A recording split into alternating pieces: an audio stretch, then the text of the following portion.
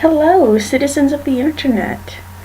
So today's Wednesday. Yes, it's Wednesday.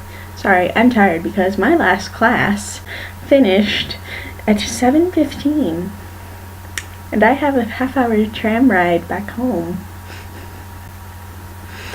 You know you live way out there when you get on the tram to go home, and then you have to change to another tram. Yeah. And then that tram has your destination spot, sometimes as an ending to that line. And then by the time you get there, there's you and two other people on the whole tram. That's when you know you live out there. That happened to me today. It was kind of awkward, but also kind of really nice because I didn't have to worry about looking too American, because I have a really American face. So it's kind of just awkward because I'm trying to blend in, but number one, I'm blonde. And the natural stuff, is rare in France, apparently. I have seen no other blonde except for like two, and I'm not sure they were natural. Also, apparently this is offensive, so the piece two. Not that's a bad thing, apparently, in England or something. I'm just trying not to do it. I'm tired. So I went to my first class today, and guess what? There was another class in that classroom, and I was like, the hell? What? I got really confused. I still don't know what went wrong. I don't know. I have no idea. I don't know. So I go to my second class trying to shake that off, and I was in the right spot. There were other people taking the same class. It was fine. And then, guess who does not show up? The professor! Two of my 3 classes didn't happen today, so I was at the fac all day pretty much for nothing. But it was fine. I went to my, whenever the heck it was, 5:15 class. Yeah, 5:15 class, and that was actually good. It was fine. It was my Greco-Roman class, so that was fun. I was able to follow along, which is great, because really we were just going over the really general history of the Roman Empire, basically the entire history of the Roman Empire, starting from like the Etruscan kings to Romulus. And there was like a mini little thing where she was like, well, Romulus is said to be the first king of Rome, but it's kind of a legend, we're not sure. So, quick history plug.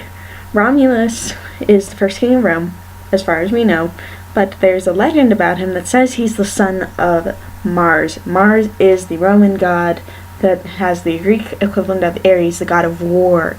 Apart from Jupiter, he was the most revered god in Rome, and sometimes he was revered even more than Jupiter. He was their true king of the gods because they liked war a lot. I mean, you study Latin and you learn how to say I killed someone in like 30 different ways, or how to say I maimed this person or I injured this person in like 50 different ways, but you don't know how to say hi, how are you? Yeah, that's how kind of bloody ancient Rome was.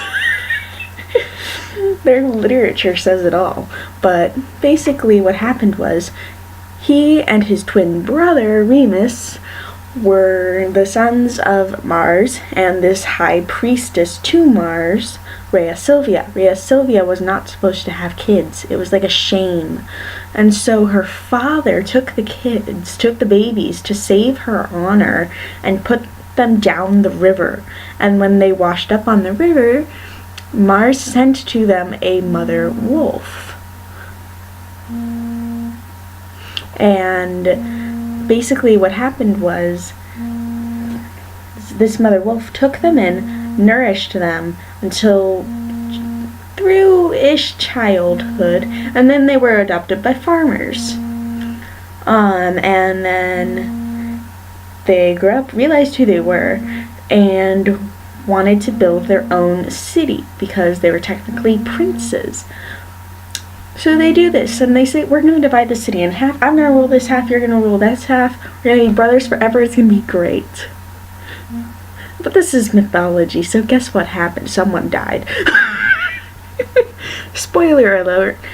Remus makes fun of Romulus for building something not very well and jumps over his wall and says, haha, your wall stinks.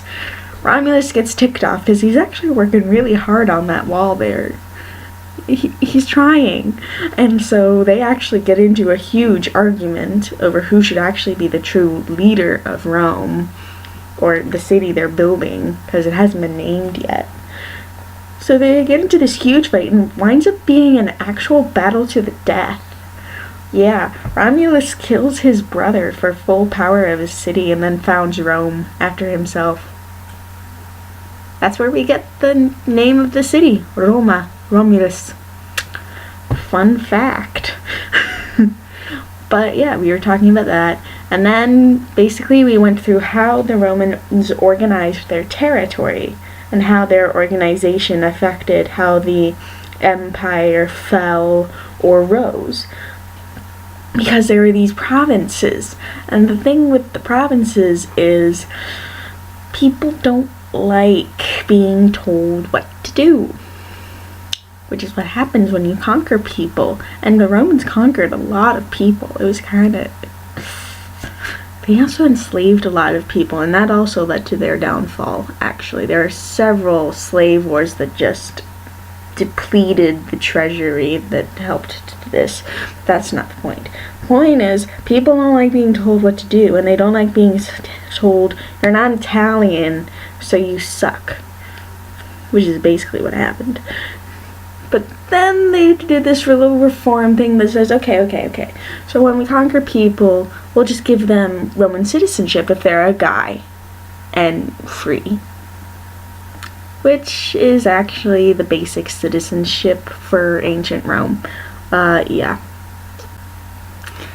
So that was fine, and that kind of helped it a little bit. And then, well, when you have stuff in Africa, stuff over here in Turkey and the ancient Near East, and then you've got the Balkans all up in there, and you've conquered basically modern France and Spain and the whole Iberian Peninsula, and then there's Italy, and then the stuff connecting the Balkans and that part of the Mediterranean. Problem. How do you control that many people? This is how you do it. This is how you do it. You don't. You don't. You wait for that to fall apart, which is basically what happened. Because what they wound up doing was splitting up into this tetrarchy, where they had 4 different parts of the empire. And because people are not nice, you basically get these power struggles and everything falls to pieces. This is why oligarchies don't work. This is why oligarchies don't work. At all. It's why we have no oligarchies today that aren't like religious.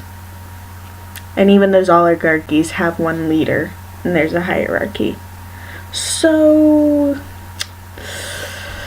yeah, that's why Rome isn't the Roman Empire, that thing. Doesn't exist anymore. But it did for a time, which is why I get to take this class and learn about how their structure was the best thing ever and then the worst thing ever. So that was fun. That was fun. The one class I got to go to was fun. So it was a good day. But yeah, tomorrow I go back to Aix-en-Provence for my 2 classes, one in methodology, which is basically just grammar. And then I have my Civ class, which is the history and culture of the south of France, which is fun. I'm having fun. I got to show off last class period because I knew the Etruscans and kind of where Carthage was. Because I study mythology and Carthage is in mythology. You know, Dido the singer? Yeah, Dido is actually a name from classical mythology. Yeah, it's from something called the Aeneid. Yeah. and it matters because Dido was in Carthage, and it's why Carthage became this like big empire thing that was like the rival of Rome before they conquered it. So yeah, Carthage is important to mythology, to music, to everything. Tunisia, however you say it, because it's Tunisie in French. I don't know how to say it in English or American or whatever. It starts with a T. It's in Africa, and it's in between Algeria and Morocco. It's in the north. It's in the northwest. It's a little bitty peanut of a country. It's really, really cute. I did a project on it. But, yeah, Carthage matters. And it's really a pretty city. I like it a lot. But yeah. Then I have the other section of my Greco-Roman class, so that's going to be fun. I'm going to have fun with that. And then Friday is my 8:15 to 6:15 day, where I get to get up way early and go to the FAC at like 7:30 for an 8:15 class on ancient history that I'm probably not gonna take. I'm having fun, kind of. But then I have my expression pack class at Aix-en-Provence, and that one's a fun class because Carol is teaching it and she's fabulous. And then I have to go back to the FAC.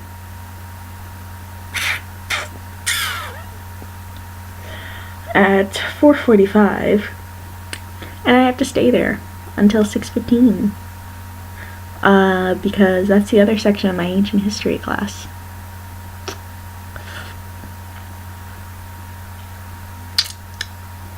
Late nights. I don't like it. Do I have to go? If I don't like the CM, if I think it's BS and I know that I'm not gonna like it, I'm not going to T. I'm not doing it. Why should I have to do it if I'm not gonna take it? Because I like my Greco-Roman class. I don't want to go. I'll probably actually go because it's ancient history and that's what I do. But I'm also trying to see friends that are here, because there's this Eat, Pray, Love trip that I went on last year, and it's here in Montpellier now, and I want to see those people because I like those people. Okay, cat is being weird, but it's fine. So I want to do that, but then I have these classes. I'll figure it out.